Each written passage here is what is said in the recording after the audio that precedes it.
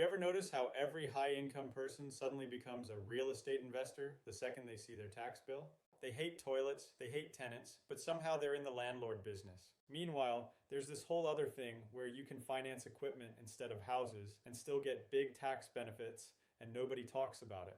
EQ financing is basically Airbnb for equipment. Instead of buying a condo, you finance business gear, machinery, vehicles, all the stuff you pretend not to understand. And you might only put around 10% down while the banks do the heavy lifting. The equipment goes into a sharing pool, gets rented out, and suddenly you're in the equipment game without ever turning a wrench. Here's the crazy part. Because it's qualifying business equipment, you can use depreciation and expenses to help offset a chunk of your income, which is a big deal if you're making serious money. No busted pipes, no 2 a.m. calls from a tenant who just discovered gravity in their upstairs bathroom. The leasing structure is designed so the rental income helps cover your financing, and the tax benefits are doing their thing quietly in the background. Yes, you still personally guarantee the note because the IRS wants to make sure you're actually in the movie, not just watching from the couch. That's what helps you qualify to use those losses the way you actually want to use them.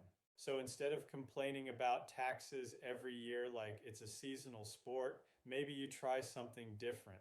If you're a high income earner or business owner and this sounds more fun than fixing drywall, go to irsreso.com and book an appointment. Let them walk you through how EQ financing might work with your numbers, and maybe this year you get to keep a little more of what you actually earned.